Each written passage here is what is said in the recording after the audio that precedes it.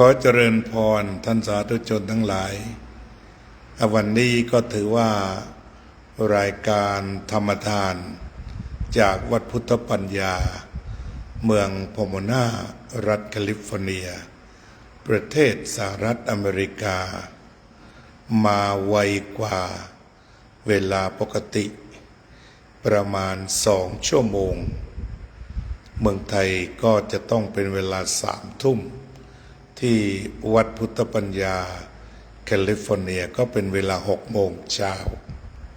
วันนี้พอดีอาตมาก็ได้พบพระมหาเถระรูปหนึ่ง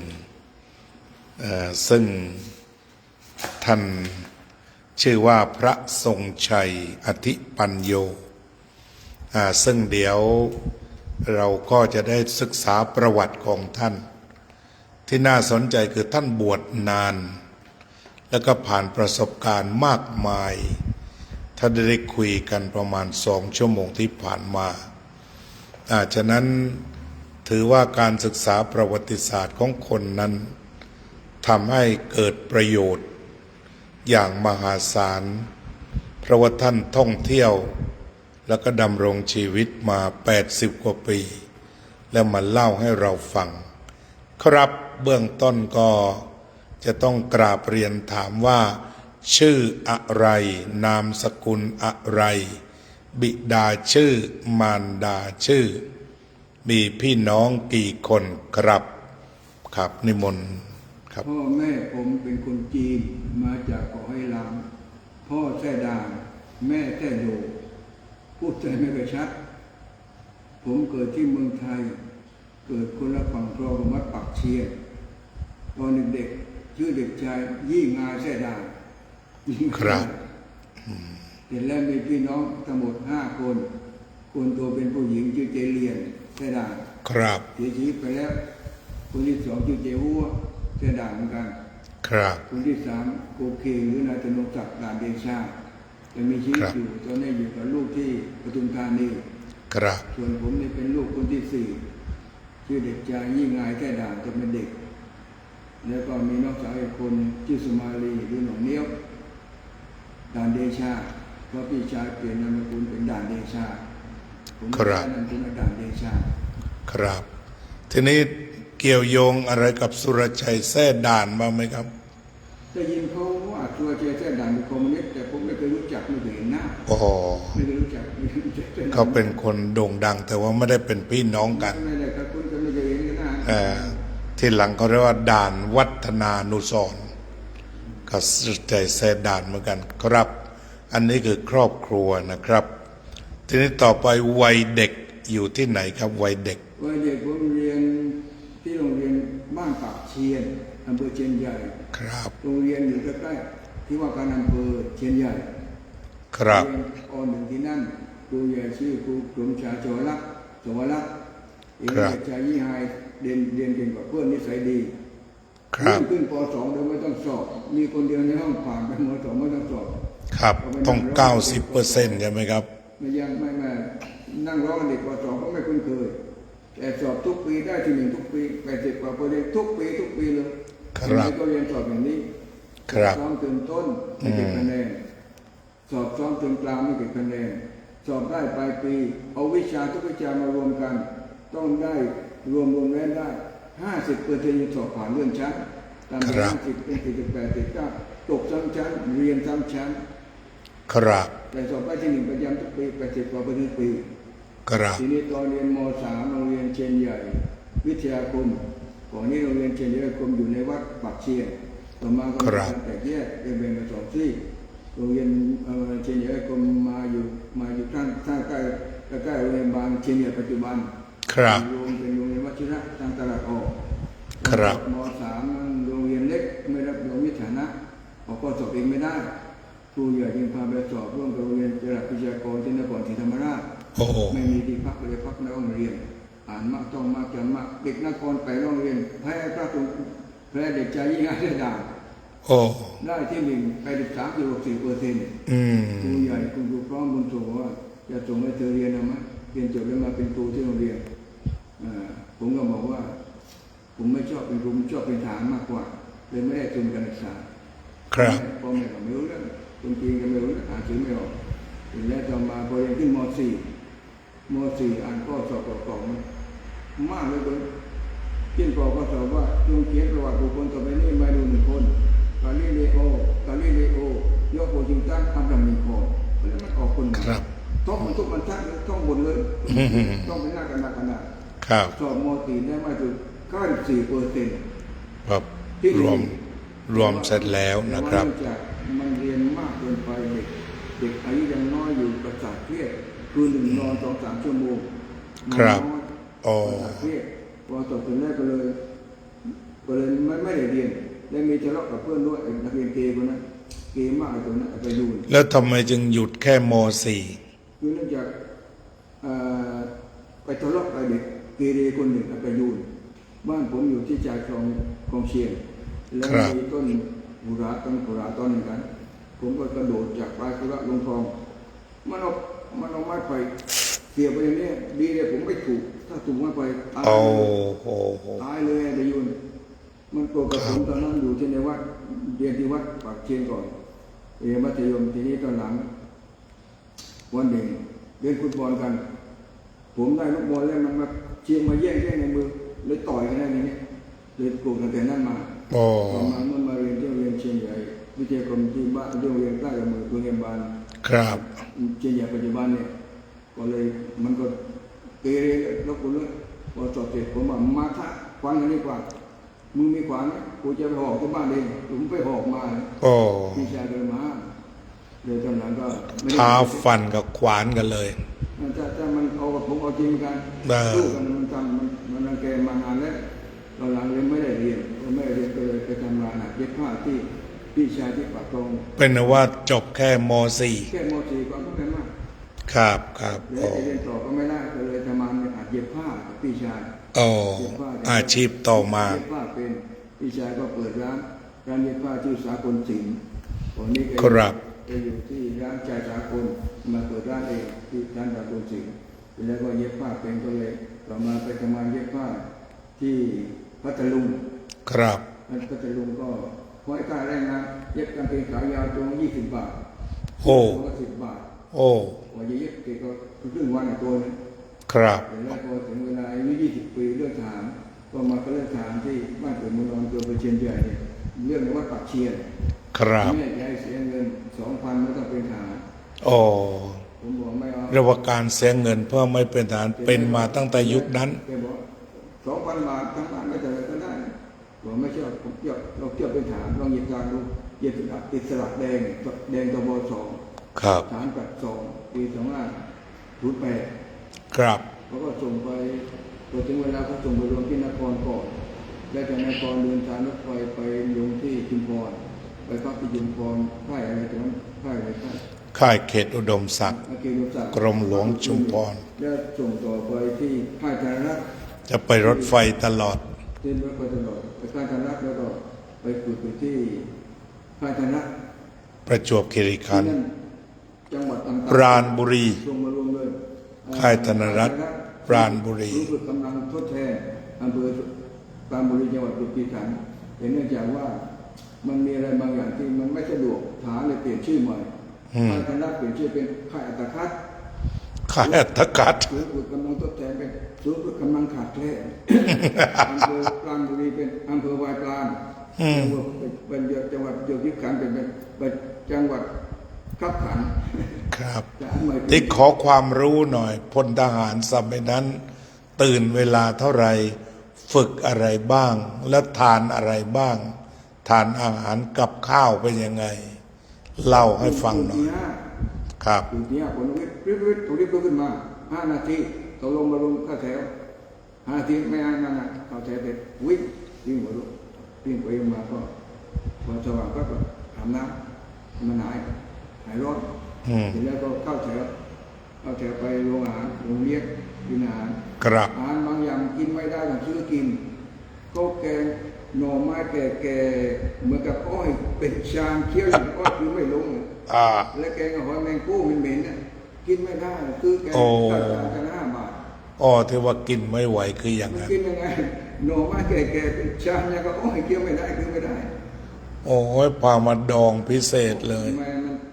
หาทางขั้นเหลือเกินแล้วฐานใหม่เพราะว่าเดือนเท่าไหร่เดือนละ54 บาท57 บาทครับวันละ5 บาทก็หมดแล้ว ทีนี้เบี้ยเลี้ยงวัน5 บาท5 บาทนี่หักประกอบเลี้ยง3 มื้อ4 บาทเหลือ1 บาท10 วันจ่ายครั้ง10 บาทเดือนหนึ่งได้เบี้ยเลี้ยง30 บาทเดือน57รวมทั้งเบี้ยเลี้ยงก็ไม่ถึง100ครับพอมาฝึกหนักที่การมีที่5 เดือนเดี๋ยวก็ส่งกลับมานครเขียนราช กินแกงหน่อไม้หรืออะไรแกงอื่นมีไหมน้ำเต้าพวกนี้ลงมาบ้างไหม นี่มันคันแต่ว่าไอ้บางมื้อที่มันแย่กินไม่ได้คือหน่อไม้แก่ๆเคี้ยวมันจางแต่ครับโอ้ยกินยังไงแล้วบอกมีผู้เป็นเหม็นด้วย แม่น ไม่ซื้อกินได้กว่าจะ5 บาทถ้า5 บาทนี่ไม่เหม็นเลย 5 บาทกินได้เลย อ๋อ สมัยก่อนจะ5 บาทเดี๋ยวนี้ไอติมเด็กที่โรงเรียนเนี่ยมันซื้อกินที่สอนที่จะนั่งถามไอติมแท่งอะไรแท่ง10 บาทเมื่อก่อนพลเอกเปรมตอนมาเรียนที่กรุงเทพก็ส่งเงินเดือนละ10 บาทครับเปรมเฮ้ยเดือน10 บาทเดือนละ10 บาทครับก็เป็นว่าชีวิตอยู่ที่วายปราณใช่ไหมครับค่ายธนรัตน์เพลงแบบนั้นค่ายอัตคัดค่ายอัตคัดแสดงว่าครึมอยู่ฝึกกี่เดือน4-5 เดือน5 เดือนแล้วกลับมาค่ายนครก็ส่งมาอยู่ที่ค่ายวิทยาวุฒินครศรีธรรมราชวชิราวุธกองพันฐานราบที่2กรมพลที่5พ25/2ครับก็มีเหรียญเงินปักที่เต้นรถพ25/2กองพันฐานราบที่2กรมผสมที่5ครับฝึกอยู่กี่เดือนจบการฝึกครับกลับมานครฝึกอีกทีนี้ไอ้ครูฝึกเป็นจ่าเป็นอาชีพมันก็โหดไอ้ฐานใหม่ทำไม่ถูกมันเอาหมวกเหล็กถีบหัวเลยโอ้เจ็บมันแล้วอ้อยเตะหน้าแข้งโหดจริงๆฐานใหม่มันช่วยมันได้มันหนีกลับบ้านไอ้เพื่อนอยู่ที่เชียงเรียนมันหนีกลับเลยเชี่ยเพื่อนกลับเลยแล้วก็ตามจับไหมก็จับไม่ถูกไม่รู้มันอยู่ไหนไม่รู้มันอยู่ไหนเป็นว่าการฝึกทหารนี่โหดจริงมาแต่อดีตการไม่เบาอาทิตย์นี้หลังจากฝึกเสร็จแล้วได้ทราบว่าไปเกาหลีมีข่าวยังไงเลื่อนจากพลทหารประจำการแล้วก็เตรียมตัวจะไปเกาหลีมีการสอบยังไงบ้างครับตอนนั้นยังไม่ประสบปริทีตอนนั้นอ่านหนังสือเสนาสารนิตยสารรายปักของทหารบก15 วันออกครั้งหนึ่งครับเขียนอุทิศชีวิตฐานไปประกวดเพราะว่าถ้าได้ลงพิมพ์ได้คนละ20 บาทแต่ถ้าเคยได้ที่1 แรงมันได้โก้เรือนหนึ่งต้องดูของจ่ามันในสิทธิ์ที่เขียนอย่างนี้ก็เขียนได้เหมือนกันไม่อยากได้ที่1ขอได้ลงพิมพ์เลยครับโก้หน่อย20 บาทเขียนไป2-3 หน้ากระดาษคุณตะแคงครับเขียนเขาลงพิมพ์ให้เราอ่านสบายใจได้ลงพิมพ์ก็มั่งเลยแล้วทีนี้พอเขาตัดสินได้ที่1ในการไซโก้เรือนโอ้ได้เลยเอาเขียนปุ๊บเข้าที่1เลยเสนาสารนั่นเป็นเสนาสารไม่ควรมีหมดเรียงความเรื่องอะไรอนุทินชีวิตความภูมิใจในชีวิตพลทหารข้าพเจ้าเรื่องความภูมิใจในชีวิตพลทหารข้าพเจ้าในการไซโก้เลยครับ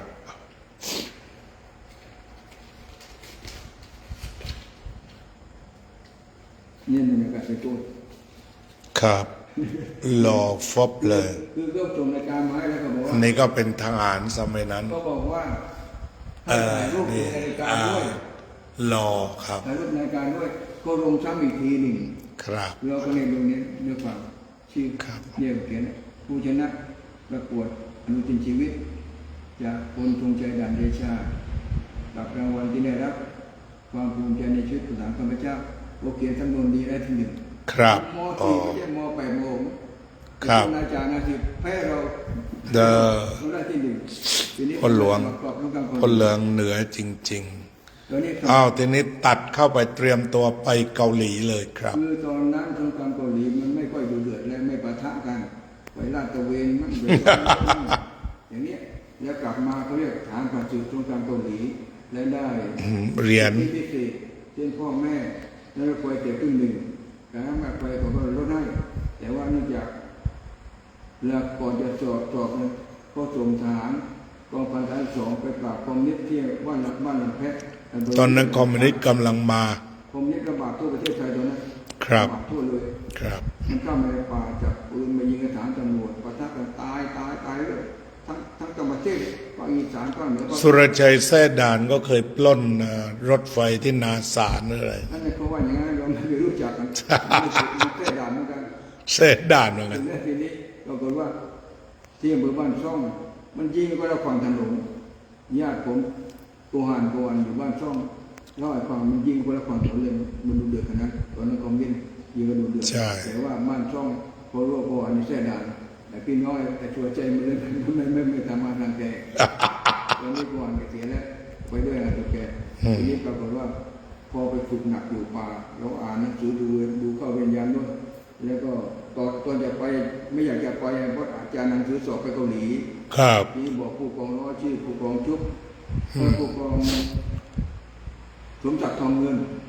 ครับ ผู้กองครับผมพออยู่กองร้อยจะอ่านหนังสือสอบเกาหลีได้ไหมไม่ได้มึงต้องเข้าป่าด้วยไล่เราเข้าป่าไปอยู่ไปปราบคอมมิวนิสต์ที่บ้านหนองแพะอำเภอห้วยยอดจังหวัดตรัง ครับ เรียนยาหนังสือพอกลับมากองแล้วก็สอบทีนี้ก็พอเข้าฐานสอบผู้กองชุบก็ถามว่าที่นั่นตรงนี้ใครไม่จบโมกมากผมยกมือมีคนเดียวอันสร้างขวางมีคนมไหนมสี่ได้ยังต้องผมมหมดมแปดไม่เป็นไรผมสอบดูพอตอนจริงผมได้ที่หนึ่งเลยไอ้พวกมหก กินที่หนึ่งมาตลอดเลย ประเสริฐทองปานมหกตก ครับ นั่งยืนวิทย์พูดรวดเดียวใน57 ครั้งยืนตะกอดจังโดดขึ้นเงินลงนี่ ครับ 94 ครั้งผู้กองชุบให้มันยังไม่เหนื่อยจนเริ่มหมอกหูแล้วก็ต้องยังบุกมันก็ต้องน้ำซื้อพอต้องยังบุกลองน้ำซื้อเหนื่อยจนเริ่มหมอกหูมันสู้ ครับอ้าว สอบแล้ว ได้ที่หนึ่ง อีกแล้ว อ้าวทีนี้วันขึ้นเครื่องบินนี่ตื่นเต้นไหมครับ แล้วเรากองพันนั้นเราครับตะวันตกมันก็ไประดับมณฑลนี่ ระดับมณฑลได้ที่หนึ่งอีกระดับมณฑลภาคใต้6 คน ครับ ได้ที่หนึ่งอีก ปัตตานีมาจากปัตตานีค่ายกิยุทธบริหารค่ายศิลาดงที่หาดใหญ่สงขลาค่ายค่ายวัชรวุฒินครและจากฐานที่มาจากจุมพรค่ายอะไรเลยค่ายลมอะไรเกลุนจักรเนี่ย ครับ ไอ้มาจากจุมพรม.8 สอบไม่ผ่านเราม.4 ได้ที่หนึ่งอีกเลยได้ไปก่อนเลยไปรวมพลกันก่อนจะไปเกาหลี ไปรวมที่ไหนรวมพลที่ไหน ชลบุรี อยู่อีกกี่เดือน ประมาณ 4-5 เดือน ฝึกอีก ฝึกหนักทีนี้ ฝึกยังไงคำว่าฝึกหนักที่เมืองชนลองเล่าเท่าที่จำได้ บางทีก็ให้ไปซ้อมรบเช่นมีพลั่ว เข้าป่าโกงกลางไหม ไม่ใช่ไม่ครับแล้วก็มีหมวกเหล็กแล้วมีไอโอ๊บแล้ววิ่งคือตัวลงภูเขาอย่างเงี้ยวิ่งจนหัวจนเหนื่อยเลยบุกเข้าตีต่างๆลูกวิ่งจนเหนื่อยเลยมันเครื่องสนามมันเยอะเนี่ยมันจำปืน แล้วมีเปสนามด้วย60 กิโล รอบๆ วิ่ง ทีนี้วิ่งนี่ปรากฏว่ามีคืนหนึ่งไอ้จ่ากับนายจิมมันหนีเที่ยวไปชลบุรีพอกลางดึกมีปัญหาบนวิ่งทุกคนลุกขึ้นแล้วมันไปกันตัวลงโทษหมดทั้งกองร้อยเลยพวกนายจ่านายจิมตุ่มนพวกนายหมวดพวกหมวดลงโทษพอแถววิ่งรอบกองร้อยวิ่งจนเหงื่อออกเนี่ยมอบแรกพื้นดินเป็นลูกรังที่ฝุ่นก็ติดเหงื่อออกติดมอมแมมเลยวิ่งไปซ้ายขวาอาจารย์ซ้ายครั้งจนเหงื่อออกมอมแมมนี่แล้วไล่ไปนอน ไม่อาบน้ เลยไม่อาบน้ำทหารต้องเชื่อความพุ่งเข้ามันจัด ำแบบ ทีนี้ตอนหลังผู้หมวดคนหนึ่งก็บอกว่าแกไม่อยากจะทำแต่ว่าเขาทำก็เราต้องทำด้วยแต่ว่ามันไม่ยุติธรรมไอ้เราไม่ไปเที่ยวมันต้องไม่ควรต้องลงโทษเลยมันต้องลงโทษให้คนที่ไปเที่ยวเราถามคนเองก็ทีนั้นไม่วิ่งจากกองร้อยที่พักไปรู้แต่ไปบางแสนช่วงโมงเสร็จไม่ต้องหยุดรวดได้เลยบางคนถามเกิดจะเป็นลมฝึกหนักพอฝึกเสร็จเรียบร้อยก็ขึ้นเครื่องบินไปเกาหลี ตื่นเต้นไหมครับ วันที่ขึ้นเครื่องไปเกาหลี ก็มันรู้สึกตื่นเต้นนิดหน่อยแต่ว่า ขึ้นเครื่องบินครั้งแรกนั่งเครื่องบินเป็นชั่วโมง2 ชั่วโมง3 ชั่วโมงกว่าจะถึงเกาหลีแล้วก็ ครับเอาตอนนี้ไปถึงเกาหลีก็อยากทราบว่าเขากินกิมจิหรือเปล่าสมัยนั้น กินเหมือนกันแล้วที่พักก็เรียกฮัทที่พักมันกระต๊อบฮัท เขาเรียกฮัทมันตัวรถไฟ โอ้ดี มันตัวรถไฟ ฮัด เขาเรียกฮัทเขาเรียกฮัทเนี่ยดู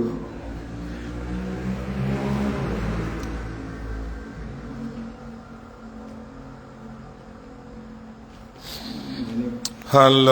เดปุญญกาโมนาม I am going to interview one monk who had been to Korean to Korean War, but that time the war was over. He went to be the safeguard. เนี่ยที่พัก Okay, หลังเตาโค้งๆเนี่ย okay, ดีเลย That's the hut. ฮัทเรียกฮัท He said it is called hut, that the place for residents. The resident. เลยมีพวกบอย Is ประจำฮัทประจำหมวด Okay, ว่าช่วยซักผ้าพวกทหาร this is the servant ตามประสา of the soldier. Yes, okay. Good morning, America. David, he ordained more than 50 years ago. กี่พรรษานะอาจารย์ เห็นไหม รวมแล้วกี่พรรษา ไม่ใช่กี่ภาษากี่ปี ไม่ถามว่าเป็นภาษาพระจะบอกฝรั่งหน่อย พูดได้ภาษาไทยเนี่ยภาษาเราได้เกาหลีพูดไม่ได้ โอเค นี่ไปช่วยชาวนาเกาหลีเกี่ยว ครับ ข้าว ช่วยชาวนาเกาหลีเกี่ยวข้าว โอเค help the farmer to keep the paddy นี่ฟังนี่ไปฝึกเดินทางไกล at this the walk for peace โอเค แล้วก็ marathon walking อันนี้คือฝึกซ้อมยิงนี่ฝึกซ้อมยิง okay this training army he is what in the army training ซ้อมยิง okay แล้วนี่มันหนาวดูที่หนาวที่เกาหลีมันหน้าหนาวดู okay that it show the winter นั่นหิมะตกขาวโพลนหมดเลย ได้ อันนี้ฝรั่งเขาบอกว่า ขอแสดงความเคารพอย่างลึกซึ้ง deep respect to distinguished monk นี่กลุ่มทหารปากใต้ทั้งหมด โอเค ปากใต้หมดด้านล่าง ครับ อันนี้ฝึกตีกระบองเราเล่นกระดาษคู่ สุติวัฒน์มันเล่นไม้กระบอก ครับ ตีโจตะเล่นโจเสร็จแล้วทีนี้อยู่เกาหลีระยะหนึ่งตอนหลังก่อนกลับก็ไปที่ญี่ปุ่น15 วัน อ๋อ 15 วันเนี่ยไปถ่ายรูปกับสาวญี่ปุ่นโอเค ไปถ่ายญี่ปุ่น this Japanese woman วิธีถ่ายรูปก็คือเห็นคนสวยๆไปถึงโคคำนับพูดว่าชายจิงโกโรโซแล้วผมขอถ่ายรูปครับมันก็บอกให้เดี๋ยวได้ครับ แล้วก็ไปยืนเนี่ยยืนก่อนแล้วแล้วก็ถ่ายเช็ค ครับ เอาปิดหนังสือก่อนพอแล้ว แล้วก็อยู่กี่ปีครับ ต้องสรุป คืออยากจะพูดชั่วโมงหนึ่งเป็นประเด็นสำคัญอยู่กี่ปีครับที่เกาหลี ปีเดียวครับ ปีเดียวนะครับ แต่ก่อนกลับก็ไม่ได้ อาหารนอกจากกิมจิแล้วจำชื่ออะไรได้บ้างไหม อาหารก็จำไม่ได้อาหารทั่วๆไป ทั่วไปมีหมูกระทะ มีหมูกระทะมี หมูกระทะ เก่งเป็ดไม่ค่อยมี แล้วก็มีสาหร่ายไหม ไม่มีสาหร่ายทะเล แล้วที่เกาหลี ซีวิต มีข้างๆเกาหลีข้างๆกองร้อยนะครับมันเป็นลำธาร ครับ เราไปถึงตาจะเป็นกุ้งยิง ครับ คนเกาหลีทั้งผู้หญิงทั้งผู้ชายทั้งเด็กแก้ผ้าอาบน้ำหมดเลย ครับเลยกายอาบน้ำโอเค เราเพิ่งมองไม่เคยเห็นในประเทศไทยไม่มีคนแก้ผ้าอาบน้ำผู้หญิง แต่ ผู้ ของ ชาย เขาเป็นธรรมดา ตาจะเป็นกุ้งยิง เรื่องที่น่าประทับใจจากเกาหลี 1 ปีผ่านไปแล้วกลับใช่ไหมครับ ก็เดินทางก็ส่งกลับ ครับ ในวันเดินทางกลับนี้ ก็ขอตัดชีวิตแค่นี้แล้วก็สิ่งที่น่าสนใจก็คือ มีอะไรเป็นแรงบันดาลใจให้บวช โอ้ไอ้ที่บวชอย่างนี้ ครับ เราจะเดินเข้าสู่เรื่องนี้เลยสำคัญมาก พอกลับจากเกาหลีนี่อยากจะเป็นต่อทหารแต่เป็นไม่ได้มัน ครับ ขาดคุณสมบัติ2 ข้อ หนึ่ง ข้อที่ 1พ่อแม่ไม่เป็นคนไทย ไม่มีสัญชาติแต่เป็นสัญชาติจีน โอ้โห เห็นแล้วความรู้ก็ไม่ถึง เจ็บปวด ได้แค่ม ครับ .4 ธรรมดาคนจะเป็นฐานต้อง6ขึ้นบน ครับผ อัน ม นี้เราก็ไม่เป็นไม่ได้เป็นทำไงดีไปทำงานเย็บผ้าอาชีพเดิมที่ยะลา ครับ ทีนี้เย็บผ้าเป็นแล้วก็เรียนนักศึกษาผู้ใหญ่ด้วยก็สอบผ่านก่อนนี้ สอบได้ม จบม .4 ก็สอบใหม่เป็นมศ .3 มศ.3 จบแล้ว ม .4 ได้มศ .3 สอบผ่านเห็นแล้วตอนหลังตอนเย็นๆหัวค่ำตอนมีเวลาชอบอ่านหนังสือเลยไปอ่านหนังสือแล้วสมุดเปเชิญจังหวัดยะลา เรียกว่าจบมศ.3 แล้วแล้วก็เรียนจบมศ.5 โดยไหมทีหลังเรียน แค่มศ .3 เป็นแล้วทีนี้ตอนหัวค่ำเย็นๆก็ไปอ่านหนังสือห้องสมุดเปเชิญจังหวัดยะลา ครับ ไปพบหนังสือที่มันน่าอ่านมากคือชุมนุมตระถาปัญญาณทัศน์ที่ขู่อู้ โอ้ นั่นคือจุดเริ่มต้น ตอนนั้นเป็นเด็กหลวงพ่อปัญญามาปาฐกถาที่อำเภอเชียนใหญ่ ครับ นั่งเรือหางยาวผ่านหน้าบ้านไปข้างในไปแสดงธรรมที่วัดของเกวิเชียนนั้นนะบ้านเชียนเขาอะ ครับ ชาวบ้านก็พูดว่าหลวงพ่อปัญญาพูดน่าฟังมากก็เป็นเด็ก อืม 12 ปีอยากจะฟังพ่อปัญญาเทศน์ไง ไปเลย ไม่ไปอ่านพอไปทำงานยาลาก็ถูกไปเจอหนังสือว่าชุมนุมตระถาปัญญาณทัศน์ที่ขู่อู้นี่หลวงพ่อปัญญาที่เราอยากจะรู้ก็อ่านแล้วเข้าใจเอง ครับ สถาปัญญาเรื่องเล่ม 1 เล่ม 2 เล่ม 3ได้อ่านถึงพระวัฏชาติภูมิมนุษย์อ่านหลายเรื่องแล้วก็อ่านพุทธฐานจตุวิทย์ของอาจารย์เสถียรพันธนันศรี ครับ เล่าเรื่องที่พระเจ้าอินเดียและต่างๆนึกชอบเต็มมากหมายจริงนี้ท่านจะตายในก่อนต้องไปอินเดียไหว้พระเจ้าได้เลยตัดสินใจบวชพอตัดสินบวชก็เมื่อลาแควนที่นครแควนรักเขา7 ปีก็มาอยู่เรื่องตอนนั้นที่จะมาจากยะลามาบอกเขาว่าผมไม่รักชอบคุณมาหลายปีแล้วอีก7 ปีตอนนี้ก็บอกว่ารักชอบมานานแล้วเธอไม่รู้แฟนชื่อเองเบญจาบประดิษฐ์ก็บอกว่า ครับ กินคอนมาสู่ขอ อืม ก็บอกผมยังไม่พร้อมเพราะการมีครอบครัวทำไม่พร้อมเลี้ยงลูกเลี้ยงเมียไม่ได้แล้วก็ ครับ เขาบอกว่าขอ2 อย่าง1ไม่สูบบุหรี่ไม่กินเหล้าผมก็ไม่สูบไม่กินเหล้าอยู่แล้ว เขาบอกถ้านั้นมาขอเราไม่เคยขอก่อนที่ตอนเราอ่านหนังสือพ่อปัญญาหลวงพ่อปัญญาหลวงพ่อพุทธะตัดสินใจบวชพอบวชก็ไปลาแฟนที่นครอยู่ที่ยะลาแล้วนะ อ่า เขาก็จัดให้พักชั้น 3บ้านนั้นเป็นบ้านของลูกพี่ลูกน้องกับผมเนี่ยแล้วก็เป็นญาติกับขอด้วยพักชั้น 3อยู่กัน2 คนในห้องเรียน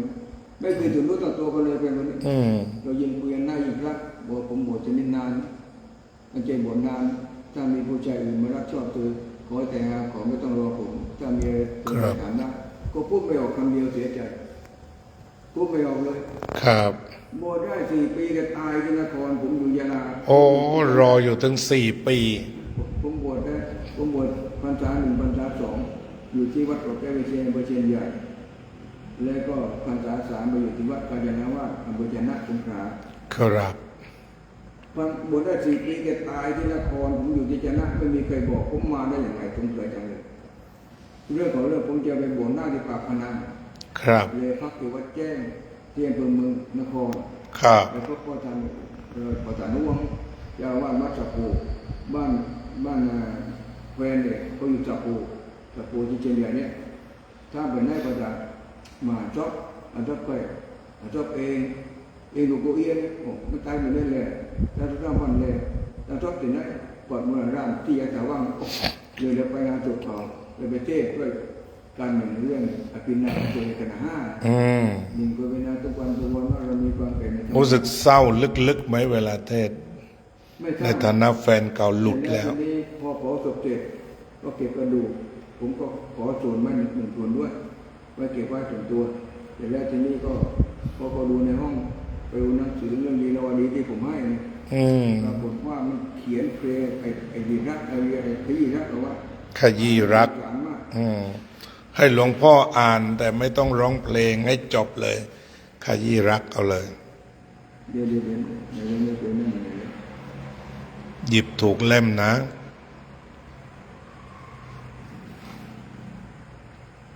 นี่ผมไม่ใส่แว่นผมไม่เห็นอาจารย์อ่าน อืม นั่นน่ะผมขอขีดรัก อ้าว ขีดรัก หากแม้นหัวใจฉันเป็นกระดาษ ป่านนี้คงขาดไม่มีชิ้นดี เพราะมือของใครของคุณนาสิคว้าใจฉันไปขยี้หรือดีเศร้าตรมไม่หาย นี่เพราะหัวใจไม่ใช่กระดาษ ไม่ยับไม่ขาด มีแต่ระทมฤทัยฉันมีน้ำตาและมีจิตใจรักคนสิโลมให้แล้วใหญ่กลับมาทำเฉยเมยคุณคงมีจิตใจร้อยใจพันใจลืมรักได้ง่ายลืมห่วงอะไรชิดเชยอย่ามาคืนดีอย่าดีกันเลยหยุดเผยสัมพันธ์ที่เคยมั่นหมายหลอกหลอนหัวใจฉันไปขยี้ไม่รู้ท่วนทีจึงมีความช้ำอายคิดครวญเรารักพาเศร้าใจคิดมาทำฉันได้ขอจงอย่าหมายพบกันแล้วสะเทือนใจสงสารเขามากแล้วก็เลยส่งด้วยเพลงรีดรักทีนี้พอเก็บกระดูกเสร็จเอากระดูกไปฝังไว้ใต้โคนต้นโพวัดธาตุโพลังกาครับและที่หน้าวัดก็เปิดเพลงนี้พอดีเพลงที่รักเป็นที่ชอบสุดในชีวิตเพลงแรกเพลงตารางดวงใจครับดวงใจอาดูลศูนย์ความรักในหรือไทยโอ้ชีวิตระทมตรมในนั่นใครในเล่าดังเราตรอมตรมสาบแล้วความรักเอ่ยชมเชยแต่ความระทมผ่านความสัมคมเหนี่ยมจมใต้พระธรณีอารมณ์สมสารร้าวรานหรือดีคิดไปโลกจึงเหมือนตารางดวงใจแม้ใครผ่านมาแห่งชีวีตอนนี้ไปไกลกันดังจันทร์และดวงสุรีจากกันเหมือนพี่จากน้องที่นองน้ำตาที่ใดมีรักที่นั่นมีทุกข์ร้ายสุขเกิดกรรมโอ้จริงเหมือนคำพระศาสดาอาทิตย์สถานวาจาเกิดชาติใดนาอย่ารักใครตารางดวงใจอย่าได้มาปานดวงใจอาดูลศูนย์ความรักไปแล้วเอ่ยผ่านไปเหมือนดังลมรำเปยคิดเฉยแล้วจากดังกรรมบันดาลฝากฝันลอยตามลมระทมอยู่ในดวงมารเพื่อชีวิตผ่านแต่ช้ำระกำดวงใจเพลงนี้ก็เปิดพอดีเราเดินมาพระประธานก็เปิดเพลงนี้มันจะเทือนครับมันเป็นที่ชอบที่สุดในชีวิตเพลงแรกนี้ครับทีนี้อยากจะร้องเพลงนี้ก็รีดรักครับเห็นพวงรีดรักที่วางบนหลุมฟางเจ้าโทเอ๋ยใหญ่เล่าเจ้ามหาดวนนิ่งจากไปทั่วกันร้อยวันหมื่นปีเจ้าจากไปชาตินี้ไม่มีวันที่จะกลับได้แสงเดือนเลือนลับมองเห็นฝันเทียนและทูปหัวใจเย็นวูบอารมณ์วันไหวกอดเนินที่ฟางน้ำตาหลั่งไหลสุดระทมมองไม่หรือไทยแทบขาดร้อนดึกดื่นคอนคืนเรไรรำร้องน้ำตาอับนองเปียกหมอนหลับตาครั้งได้อย่างไงอาวรณ์เห็นรีดอนุสรณ์บนหลุมฝังนั้นขออธิษฐานให้ดวงวิญญาณของเจ้าจงลอยไปเข้าสู่สวงสวรรค์ชาติหน้ามีจริงแล้วคอยเจอกัน สุขหยุดจวดนิรันดร์พบกันทุกชาติเอ่ยเอ็งจะขอให้เอ็งสุขสันต์บันเทิงใจในสัมปรายภพเถิดหากชาติหน้ามีจริงและเราสองยังต้องเวียนว่ายตายเกิดอีกต่อไปขอให้เราได้ครองรักด้วยความสุขสงบปรารถนาในภพชาติด้วยเถิดชาตินี้หลวงพี่ขอบวชตลอดชีวิตเพื่ออุทิศบุญกุศลให้เอ็งเพื่อให้เอ็งได้ประสบสุขเบิกบานใจในผมนั้นชั่วนิดนิรันดร์เทินอันนี้ผมก็ร้องเพลงอุทิศให้เอ็งด้วยเป็นประวัติรักครับวัดพระพรหมนครศรีเข้ามาชมด้วยนะครับอ้าวก็เป็นว่าน้องเองก็ผ่านไปแล้วหลวงเบญจาวงศ์ประดิษฐ์คือเบญจาวงศ์ประดิษฐ์ครับทีนี้อยากจะคุยถึงเรื่องการศึกษาพระธรรมของหลวงพี่แล้วก็การมีแรงบันดาลใจของการเผยแผ่ครับการศึกษาพระธรรมเริ่มอย่างไรเรียนนักธรรมตรีโทเอกอย่างไรไปฝึกอบรมอะไรเล่าให้หมดครับพรรษาแรกผมเรียนพรรษาที่วัดเขาแก้ววิเชียรอำเภอเชียงใหญ่นครศรีธรรมราชเรียนนักธรรมตรีผมท่องนอกประว่านหมดทั้งเล่มเลยครับสอบผ่านไม่ตกที่หนึ่งอีกพรรษาสองนักธรรมโทเรียนเองสอนนักธรรมตรีด้วยครับผ่านไม่ตกครับที่หนึ่งของประเทศไทยหรือเปล่าพรรษาสามจำพรรษาที่วัดกาญจนาว่านอำเภอชนะครับบ้านอยู่ใกล้วัดครับพ่อแม่นักธรรมเอกเรียนเองครับผมสอนนักธรรมตรีด้วยครับผมก็ดูข้อสอบเก่าๆของนักธรรมเอกเพราะว่าอะไรพระบัญญัติคณะสงฆ์46ข้อโอ้โห2ข้อ2ข้อไหนอ่านสักเกลี้ยงไอ้ที่ข้อแรกไม่ออกเลยที่เหลือผมท่องจำหมดเลยครับสอบผ่านไม่ตกหมดเรื่องหมดราวไปตอนนั้นอยากจะเรียนเป็นพระสังฆาธิการที่เก่งที่สุดครับอ้าวบาลีอยากจะเรียนบาลีก็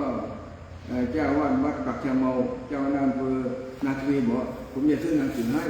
เรียนบาลี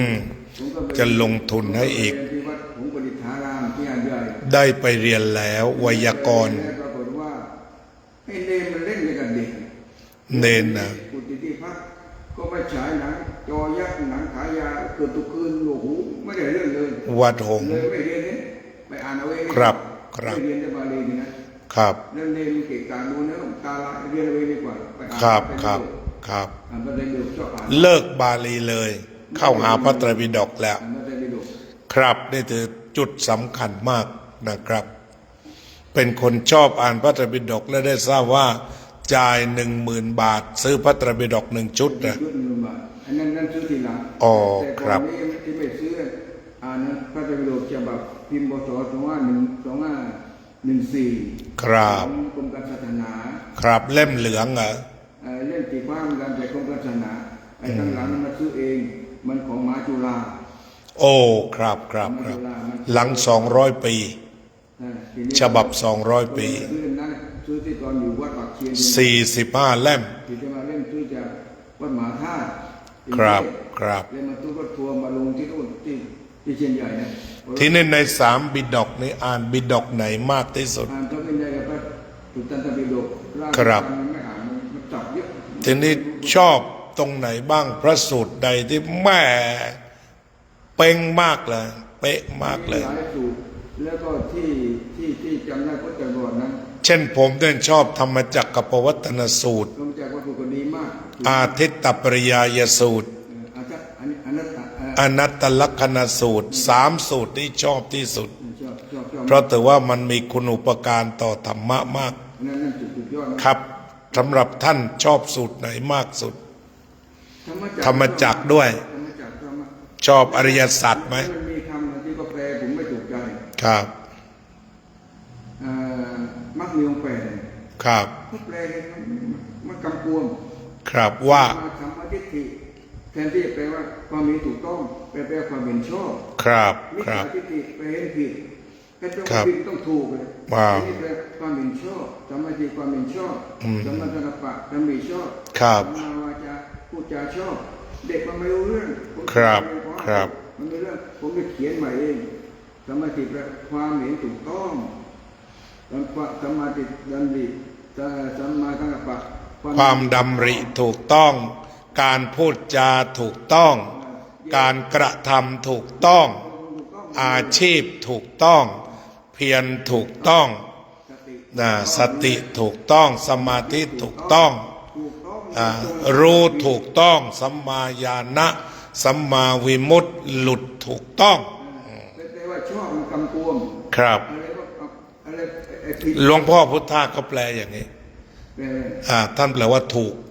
ท่านตบเข่าเลยนะตอนใกล้เสียใช่ไหมถูกต้องถูกต้อง ทุกอย่างต้องถูกต้อง ถ้าถูกต้อง มิจฉาแปลผิดแล้วนี่ ครับ สัมมามิจฉาทิฏฐิความเป็นผิด แต่จริงสัมมาก็แปลว่าถูกกันนะ แล้ว ไม่ได้ชอบ แล้วทำไมมันชอบ ครับ แปลยังไงกำกวมมันชอบผม แต่ทีนี้เขาอยากแปลแบบกฎหมายแบบอะไรเนี่ย แปลว่าชอบ ครับ ชอบมันก็แปลว่ามันเป็นเวทนาไป มันชอบกินชอบกันมากกว่ามันต้อง เป็นสุขเวทนา แปลถูกต้อง ครับถูกต้องนี่เห็นตรงกัน แต่ภาษาอังกฤษก็แปลเลย แปลแบบนี้ right understanding หรือว่า right view right aspiration right speech right action right livelihood ก็แปลถูกแล้วอันนี้เป็น right effort ผมถาม right mindfulness and right meditation ผมถามว่าใครเป็นคนแปลว่าชอบใครคนแรกแปลชอบทำให้ติดความเป็นชอบ ครับครับนั่นนะใครจะต้องหาตัวมาลงโทษ แปลยังไงภาษาบาลีเดียนยังไงแปลว่า ทีนี้เราบรรยายเราก็ใช้ถูกตลอด ผมใช้ถูกตลอด ผมเขียนหนังสือ ครับใช้ถูกต้องเลย เขียนเลยท้าตายเลย ความไม่ถูก ก็เป็นว่าเป็นแนวคิดที่ดีต้องแปลว่า ถูกต้องเนี่ยหลวงพ่อพุทธาบรรยายไง แล้วมีพระสูตรหนึ่ ถู ง ก ครับ ต้องถูกต้อง พ ค ระ รับ สูตรหนึ่งชื่อกสิพระธรรมจัสูตรเนี่ยอันนี้เรื่องชาวนาทำ ว่ายังไงบ้างครับเล่าเลย พระพุท ถ้า ธเจ้าไป ถ้า บิณฑบาต ชอบแล้วก็เล่า ไปบิณฑบาตแต่แล้วทีนี้ชาวนาคนหนึ่งกำลังไถนาอยู่ ครับ ท่านสำนักโคดมข้าพเจ้าไถหวานจะมีกินทำไมท่านไม่ไถหวานมั่งจะได้มีเรือของมั่ง ครับ แต่ว่าพรามือแล้วก็ไถหวานเหมือนกันเจ้านาบอกเอ้าแล้วไหนวัวของท่านไหนไถแอกของท่านไหนมาไถนาพระเจ้าเรามีศรัทธาเป็นพืชมีความเพียรเผากิเลสเป็นน้ำฝนปัญญาเราเป็นเอกไถหิริเป็นนอนไถใจเป็นเชือกชักสติเป็นฐานประตักเราทำการนายะเราทำสัตว์สุรจักรของเราเป็นเครื่องนำธุระแปรสมหวังนำไปถึงความเสพกเกษมใจโยคะไปไม่ถอยหลังอย่างที่ซึ่งบุคคลไม่ได้สู่นาจะโรทันนั้นมีผลเป็นอมตะบุคคลทำมาอย่างนี้แล้วย่อมพ้นจากต้นกระบองได้ชานาของ ครับ จริงนี่ว่าศรัทธาเรื่องสายแสดงตนเป็นอุบาสกพุทธังตรังอาจารย์ ครับ เอาทีนี้ขอคำอธิบายทีละตัวที่อาจารย์เข้าใจ มีศรัทธาเป็นพืช ครับ พืชเช่นว่าเราจะทำนามันมีข้าวไอ้ข้าวที่เขาหวานแล้วมันเป็น กล้า น่ะ พืชกล้า ศรัทธเป็นพืช เป็นข้าวกล้า ความเพียรเผากิเลสเป็นน้ำฝนหมายความว่าความเพียรนี่ทำให้มันชุ่มชื่นมีชีวิตอยู่ได้พอเรามีความเพียรแล้วทำให้ ครับ ศรัทธามันสูงเจริญงอกงามขึ้น ศรัทธาจะสูงขึ้นเมื่อเรามีความ ได้ เพียร น้ำมันเจริญขึ้นเรามีศรัทธาเป็นพืชความเพียรเผากิเลสเป็นน้ำฝน ครับ ปัญญาของเราเป็นเอกได้ไถ อืม หีริเป็นงอนไถใจเป็นเชือกชัก สติเป็นผาและประตักโรตาปันดายะด้วยคำสัตย์สุรจักรเป็นเครื่องให้แล้วเสร็จงาน ความเพียรเป็นเครื่องนำธุระแปรสมหวังนำไปถึงความเกษมจากโยคะไปไม่ถอยหลัง ไปถึงไปแล้วไม่เจ้าโศกนี่คือการทำนาของเรานาที่เราตอนนั้นมีผมเป็นอมตะพระสูตรนั้นว่า พรามก็เลย ทีนี้ มาเป็นอุบาสก อีก ครับ อีกพระสูตรหนึ่งนี่พราหมณ์คนหนึ่งแกมีลูกชาย4 คน ครับ ลูกชายบอกว่าพ่อแก่แล้วแบ่งทุกวันให้ลูกทุกคนเถิดแกแบ่งให้ทุกคนเท่ากันพอแบ่งเสร็จแล้วไปอยู่กับลูกคนที่ 1ลูกสะใภ้บอกไปอยู่คนที่ 2บ้างแต่อย่าอยู่แต่เราไม่ใช่แบ่งคนเดียวแบ่งคนอื่น ครับ อยู่คนที่ 2 ที่ 3มันก็ว่าอย่างนี้หมดแกเลยอยู่บ้านไหน ไล่แกหมด ไล่มันเดียวแกทำไงแกเร่ร่อนไปเที่ยวขอตังค์กิน มาพักที่วัดพระพุทธเจ้าถามว่าพระเอ๋ยทำไมหน้าตาทุกข์เศร้าหมองแกบอกผมมีลูกชาย4 คนแต่งงานได้หมดแล้วเป็นตัวบาดแล้วไปอยู่กับลูกคนไหนทั้งลูกชายลูกสะใภ้มันไล่ไม่อยู่บ้านผมเลยต้องมาทำทานอยู่วัดพระเจ้าบอกทำอย่างนี้สิมีคนประชุมมากๆแล้วก็ลูกชายอยู่ด้วยไปพูดดังๆให้เขาได้ยินครับพูดยังไงพูดอย่างนี้โยมมีลูกปรารถนาดีต่อลูกแต่เมื่อลูกทำก็มันยักมันมาเกิดมันเป็นเมียของมันรุมกันกับไล่ดอกจากบ้านเหมือนหมาไล่หมูแต่ยินว่ามาเช้าอย่างนี้ดีกว่ามาเช้านี้เวลาชวนเสียล้มใช้คำยันได้มีวัวมาทำร้ายจนนักทำร้ายป้องกันตนได้แต่ลูกที่มันทอดทิ้งพ่อแม่ไม่เลี้ยงดูสู้มาเช้าแบบนี้ไม่ได้โว้ยมาเช้าของคนเช้าดีกว่าลูกเต้ากตัญญูอย่าแม่พอได้ยินพูดไอ้ลูกบ้าๆเหล่านี้ไม่เลี้ยงพ่อเลี้ยงแม่ก็ถือว่าใช้ไม่ได้ต้องลงโทษอย่ามาอย่าตีลูกกันเลยลูกก็ตกใจก็กอดเท้าพ่อครับผมปิดแล้วกันผมขอไปด้วยพ่อไม่กันมันเข้าใจแล้วเลยรับพ่อกลับบ้านเจอขนาดน้ำให้เปลี่ยนเสื้อผ้าใหม่แล้วก็ให้เสื้อผ้าใหม่แล้วไปอยู่ที่บ้านตามเดิมแกเอาผ้าชุดหนึ่งสีเก่าๆไปถวายพระพุทธเจ้าในฐานะพระเจ้าช่วยแกรอดพ้นจากถูกทอดทิ้งในประสูตินั้นน่าศึกษามากเหมือนกันครับผมก็สอนเด็กนักเรียนทำให้ทำอันนี้ก็ถือว่าเป็นเรื่องทางพระพุทธองค์ทรงโปรดเปลี่ยนชีวิตทางสังคมเป็นสวัสดิการสังคมคือประเทศไทยเราหรือว่าประเทศจีนเรามีธรรมะเป็นตัวสร้างสวัสดิการสังคมเพราะว่าคนรู้จักกตัญญูกตเวทีครับเดี๋ยวเรื่องนี้ต้องปริมาณครับเอาเล่าทีเอาปริมาณนี่เป็นลูกพระปุโรหิตตอนเกิดกลางคืนนี่ปรากฏว่าหอกดาบในกลางวัดของพระเจ้าเป็นเรื่องกระตุ้นกระทบแรกเป็นไฟเลยกรวงกลางทำนายว่าไอเด็กคนนี้เกิดมาจะฆ่าคนเลือดท่วมแผ่นดิน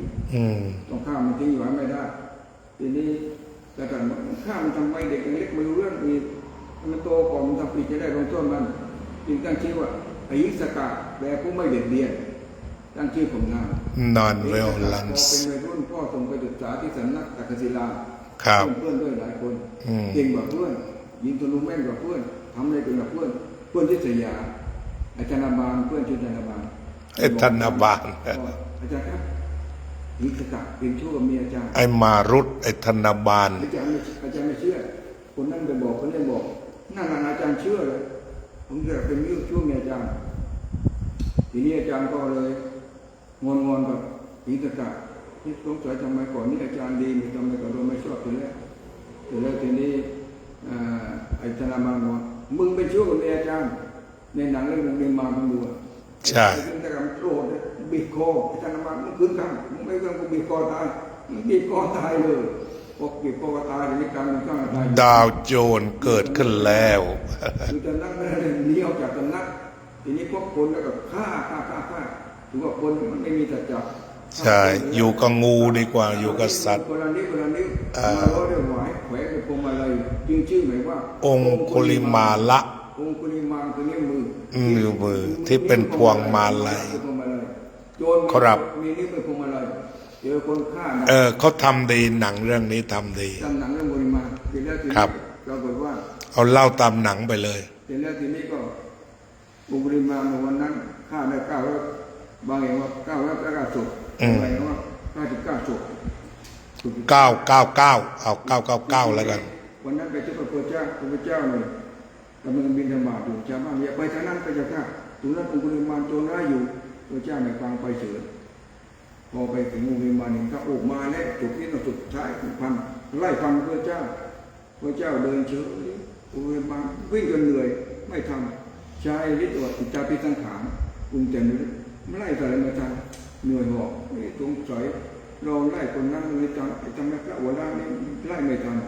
ยิงตะโกนถามหยุดก่อนสมณะหยุดก่อนสมณะพระเจ้าเดินเฉยๆแกบอกเราหยุดแล้วเธอที่ยังไม่หยุดมันสายธรรมดานักบวชไม่โกงอันนี้ยังเดินอยู่จะไม่บ่นแล้วถ้าเราหยุดตะโกนบอกยังไม่หยุดไม่ทำยังไง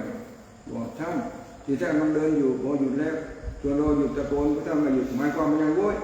พระเจ้าบอกเราหยุดจับสาปราวุธหยุดเบียนถึงฆ่าผู้แล้วจึงเชื่อหยุดแล้ว ส่วนเธอสิยังไม่หยุดจับตาบุตรยังไม่เบียดถึงข้าพูดจริงๆว่ายังไม่หยุดทีองค์ปริมาได้สติวางดาบพระเจ้าไปบวชจุดใต้เป็นประหาร ครับ เป็นประหารจนแล้ววันหนึ่งไปมิถบาทผู้หญิงท้องแก่เห็นองค์ปริมามาบวชแล้วไปมิถบาทถูกก็คว้างหัวแตกมั่งบาดแตกมั่งมาบอกพระเจ้าในมิถบาทก็คว้างพระเจ้าบอกนี่เธอไปฆ่าก็ตายญาติคนยังโกรธยังเกลียดอยู่ต้องทนลำบากหน่อยถ้าเธอจะเป็นนรกทนลำบากมากกว่านี้ต่อมาคว้างไปคว้างมาชาวบ้านเห็นว่าองค์ปริมาไม่ทำร้ายใครก็เลยหยุดคว้างวันหนึ่งไปบิณฑบาตไปเจอผู้หญิงท้องแก่หญิงท้องแก่ตกใจวิ่งกลับปวดท้องจะคลอดก็ไม่ออกองค์ปริมากลับมาฆ่าพระเจ้ากลับไปเจอผู้หญิงคนหนึ่งท้องแก่คลอดลูกไม่ออกเจ็บท้องพระเจ้าบอกเธอไปใหม่ไปกล่าวสัจจวาจามาคลอดลูกออกกับผู้ใหญ่เจ้าข้าเพราะว่าตั้งแต่เราเกิดเป็นมนุษย์ไม่เคยกล้าแกล้งฆ่าใครตายเลยด้วยสัจจวานี้ขอความสวัสดีจงมีแก่เธอและแก่หนุ่มน้อยในขันเกิดมุนิมันบอกไม่ได้ตัวที่ฆ่าจริงไม่ใช่มาอยู่ตนานตกพุ่งใหม่อริยชาติยะยะโตหังภะกินีอริยายะชาติยาชาโตนั่นแหละตรงนั้นแต่หมายว่าตั้งแต่เราบวชเป็นพระไม่แกล้งฆ่าชีวิตสัตว์ใดเลยด้วยสัจจวาจานี้ขอความสวัสดีจงมีแก่เธอและแก่ลูกน้อยแก่น้องหญิงขอน้องหญิงคลอดโดยสติภาพแต่นั้นมาก็เริ่มเร็วหนึ่งวันเก่งมากสามารถพูดสัจจวาจาผู้หญิงเข้าลงหน้าเป็นคนใดอยากเข้าลงหน้ามองหน้าบนพระองค์ปริมานี่เป็นหัวหน้าหมอตำแย่ไปเลยพระมาใจสวดยะโตหาไม่นั่นเลยใช่องค์ปริมาให้เข้าลงหน้าใช่ใช่ครับทำน้ำมนต์ครับมีภาษาอื่นที่ผมประทับใจครับเอาทีนี้คุยถึงเรื่องงานของอาจารย์งานเผยแผ่ตามโรงเรียนทำมาหลาย10 ปีไหมครับเป็นพระธรรมทูตและเป็นพระสอนที่งานโรงเรียนครับพระธรรมทูตผมบรรยายทั่วไปบรรยายโลกอิสลามด้วยนะครับครั้งหนึ่งผมบรรยายเรื่องกับท่านอาชีพเป็นทักขุนพลอดีตจุฬาอาซิดสนุกตอนนั้นเขาจะสร้างถังประปาที่มัสยิดบ้านด่านครับใกล้กับเเกณฑ์อำเภอเมืองนครทุกฐานครับทีนี้หมอเปลื้องใกล้อยู่บ้านใกล้มัสยิดบ้านด่านก็นิมนต์ผมไปบรรยายฝ่ายพุทธทีนี้ขอเชิญท่านอาชีพเป็นทักขุนพลอดีตจุฬามนตรีตอนนั้นยังไม่เป็นจุฬามนตรีมาบรรยายกับบรรยายแล้วก็เอาเงินนั้นก็มาตั้งถังประปาที่มัสยิดบ้านด่านผมก็ไปจาก40 บาทผมก็บรรยายอยู่ที่ตลาดก็ไม่รู้เรื่องก็โยนที่ทำให้อยู่นี่ผมไม่เอาให้ก็หมดเลยครับแล้วเนี่ยผมบรรยายเรื่องกันด้วยธนาคารตัวผู้เจมีผมบรรยายที่มหาวิทยาลัยราชภัฏตัวผู้เจมีแกคุมหัวกับรถแล้วผมจะว่ากาญจนาว่าผมมันนั่งข้างหน้าพอไปถึงปัตตานีผมถามยกมือบอกหยุดตรวจแกก็รถกระจกดูเห็นพระนั่งกับตัวครูไปเลยไม่ต้องตรวจตวนกูตัวครูเจมิงตัวครูเจมิงบ้านเก่าโต๊ะครูเจมิงบรรยายกันหลายที่ครับผมก็เคยบรรยายอยู่แถวยะลาพอบรรยายจบก็เกิดเหตุการณ์เครื่องบินชนเวิร์นเทรดตอนนั้นนั่น2002ผมนอนอยู่ยะลาไปบรรยายทั่วไปทั้งโรงเรียนที่มีเด็กมันเกาะราวดูอย่างเงี้ยก็บอกเชิญไม่ได้บาปอะไรหรอกก็ไปจนหมดแล้ววันสุดท้ายเด็กที่มันขับรถมันก็บอกว่านี่การที่ผมพบกับพี่หลวงไม่ใช่เป็นเหตุบังเอิญแต่พระเจ้าท่านวางแผนไว้เราพบกันแล้วฉะนั้นผมส่งพี่หลวงขึ้นเรือบินอย่าลืมคิดถึงผมด้วยนะก็เนี่ยมาขึ้นหาดใหญ่แต่ว่าสอนอยู่หลายจังหวัด3 จังหวัดตรังแล้วก็ยะลาปัตตานีรู้สึกจะไปกันผมบรรยายกับตะกูเจมหมีมันกลับนะแกก็พูดจำได้แกบอกว่าท่านนบีสอนว่าอันมุสลิมูมันจะเรียนมันมุสลิมูมีจานิพยาดีฮีแปลความว่ามุสลิมนั่นคือผู้ที่มนุษย์เดียวกันนั้นจะปลอดภัยจากความชั่วร้ายแห่มือเล่นของเขามุสลิมนั่นคือผู้ที่มนุษย์เดียวกันนั้นจะปลอดภัยจากความชั่วร้ายแห่มือเล่นของเขา ครับ ในความมุสลิมแท้นั้นไม่ใช่มือทำร้ายใครไม่ใช่พูดร้ายใครถูกต้องมากเลย อนุปวาโตอนุปคาโต เจ้าอนุปคาโตไม่พูดร้าย อาจารย์ก็บรรยายง่ายเลยสิ ทีนี้แกบอกว่าท่านนบีสอนอย่างนี้ว่ากูนูกัญญาใดวิทยาลัยวาลาตะกูนูกัญญาใดอนุตุนัยแปลว่าจงอยู่ด้วยกันเหมือนมือซ้ายกับมือขวาเหมือนเท้าซ้ายเท้าขวามือซ้ายมือขวามันช่วยกันมือขวาหิ้วหนักมือซ้ายจะหิ้วมือซ้ายหิ้วหนักมือขวาจะหิ้วและเท้าสองข้างก็ช่วยกันก้าวไปก้าวไปอยู่ที่หมายอย่าอยู่เหมือนตาซ้ายตาขวาเพราะตาซ้ายตาขวามันไม่ช่วยกันขยับเข้าตาซ้ายตาขวาก็ปิดมือต้องมาน้ำมาล้างว่าอย่าอยู่เหมือนตาซ้ายตาขวาคุณมือเข้าท่าสอนง่ายๆอย่างนี้ให้อยู่กันมือซ้ายมือขวาช่วยกันเราไปไหนมาไหนขึ้นรถอย่าง หลวงพ่ออยู่จันนะก็เจอชาวมุสลิมบ่อย เจอบ่อยมันยาทำแล้วมันต้องโคเจมีนบ่อย อ๋อ ตอนหลังแกไม่สบายเลยไม่ได้ไปร่วมกัน อ๋อครับ ไม่ได้ไป อันนี้ก็เป็นศาสนสัมพันธ์ชั้นเยี่ยม ทีนี้อย่างผมไปถามวันก่อนผมไปที่มัสยิดแสงธรรมเป็นมัสยิดใหญ่ที่สุดในอำเภอจะนักตามตลาด ครับ ผมไปถึง เปิดจันนะ วันศุกร์พวกมันเต็มหมดเลย ใช่ คนแก่มีพรมคนละผืนคนละผืนเป็นร้อยเลยผมไปหนังสือเนี่ยหนังสือไหนสือได้ตั้งไว้ให้3 เล่มให้ตัวครูอย่างนี้เรียนตั้ง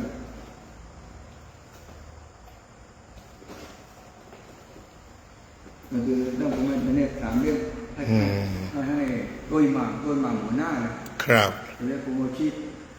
สวัสดีปีใหม่ด้วยสวัสดีใหม่อันนั้นพระพุทธเจ้าสอนว่าชีวิตจะมีความสุขดีต้องมี1ปัญญารู้แจ้งชัด2 ธรรมะ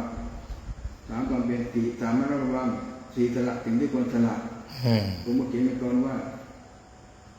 ในวาระอีสีเป็นปีใหม่โดยพรให้พี่น้องใจได้ดุจฐานเป็นความคิดเตือนจิตใจโดยตัวการคนเรานั้นมันทำดีมีสุขจริงปีเจ้าใหม่ปีเจ้าเก่าก็ไม่ว่าคุณตั้งหน้าทำดีเต็มที่ยิ่งสุจริตกายวาจาใจไม่ประวิงเป็นสุดจริงด้วยคำดีปีใหม่เถิด ครับอ้าวจบแค่นี้ก่อน เดี๋ยวยังไม่จบ เดี๋ยวผมจบเลย ผมจบพอแค่นี้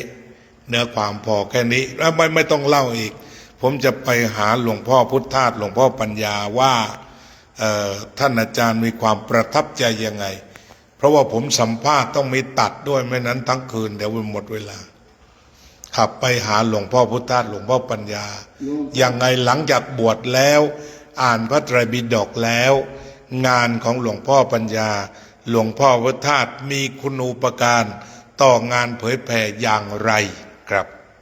ตอบตรงประเด็น หลวงพ่อปัญญานันทะตอนนั้น ครับ พอพระชุดดิ่งไปฝึกอบรมที่หาดสายแก้วหลวงพ่อปัญญาไปเป็นประธานแล้วเดิ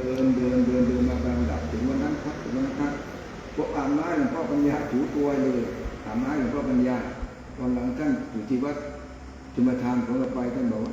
พระที่เราไม่ค่อยทำเรื่องทำราวเราแนะนำมาเอาส่วนหลวงพ่อประธานผมเคยถามปัญหาท่านหลวงพ่อครับ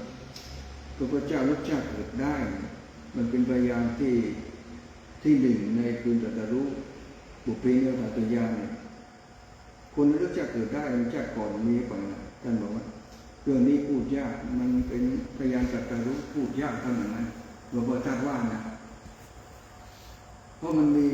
พยานตรัสรู้3 พยาน1บุพเพเนรตยานตอนหัวค่ำ2ตอนกลางดึกจุตูปปยาน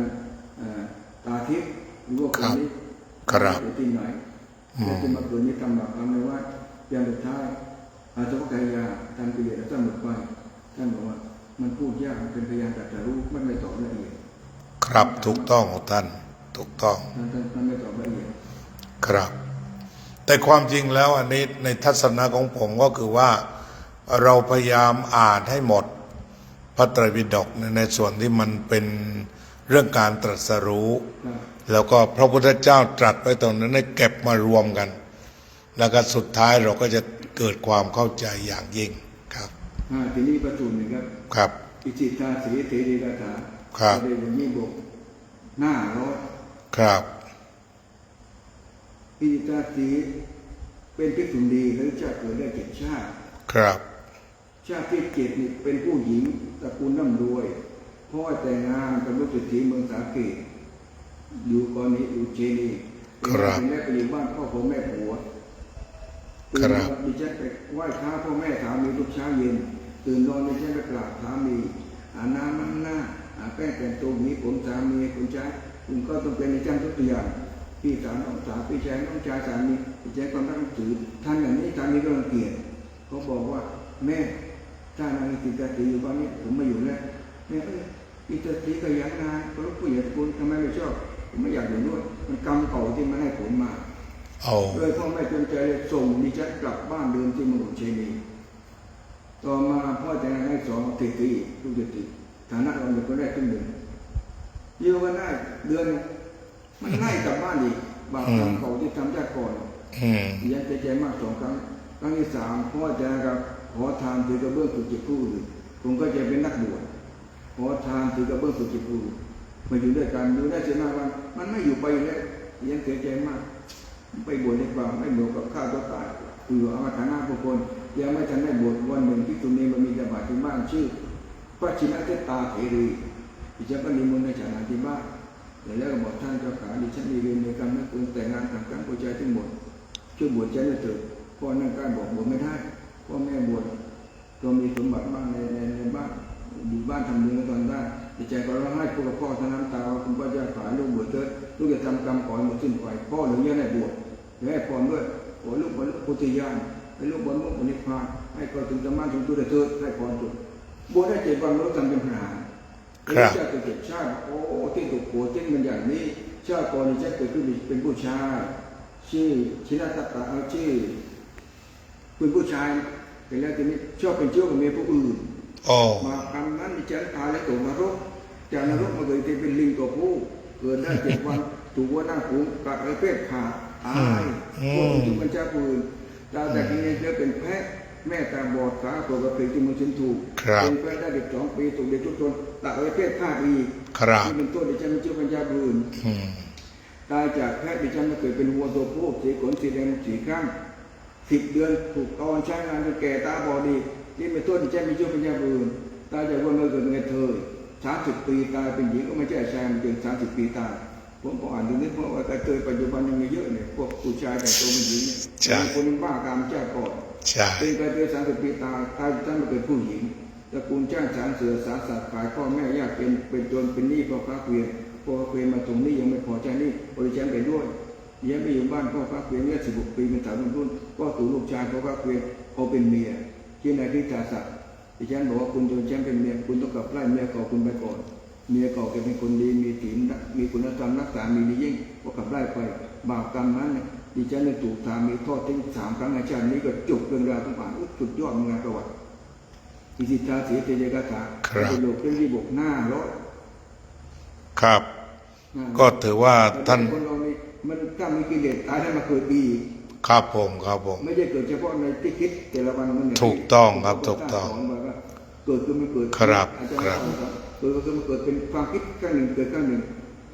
ครับเดี๋ยวคุยนอกรอบให้ฟังจากการศึกษามานานเจอทางเลยล่ะครับแต่จะแลกเปลี่ยนเรื่องนี้ให้ฟังเรื่องการเกิดการตายอะไรต่างๆเนี่ยแต่จะแลกเปลี่ยนให้ฟังอีกครั้งหนึ่งแต่ตอนนี้เอาประวัติพ่อหลวงก่อนก็เป็นว่าผมก็คงจะสัมภาษณ์แค่นี้เพราะว่าชั่วโมงกว่าไปแล้วก็ถือว่าพี่น้องทั่วโลกได้เห็นพระรูปหนึ่งที่ตั้งใจบวชในพระพุทธศาสนาตั้งแต่หนุ่มน้อยจนอายุเท่าไหร่ครับตอนนี้82 ย่างตอนนี้82 ย่างแล้วก็ได้ตั้งใจกับคนรักที่ตายไว้แล้วว่าจะบวชตลอดชีวิตชาติหน้ามีจริงแล้วค่อยเจอกันสุขอยู่ชั่วนิรันดร์พบกันทุกชาติอันนี้ก็คือต้นแบบของผู้ที่ได้บวชแล้วก็รักจริงดังลีลาวดีใช่ไหมครับกับพระเรวตะบวชจริงเรียนจริงปฏิบัติจริงได้ผลจริงครับก็ขอกราบขอบพระคุณมีคำอะไรคมหรืออะไรที่อยากจะทิ้งตวนตอนนี้ครับดวงวัตถุประจำจิตใจว่าใช้ชีวิตให้เป็นประโยชน์แก่ตนและคนอื่นในทุกโอกาสที่สามารถกระทำได้ครับใช้ชีวิตให้เป็นประโยชน์แก่ตนและคนอื่นในทุกโอกาสที่สามารถกระทำได้เพราะอย่างไร พระพุทธเจ้าเมื่อตรัสรู้แล้ว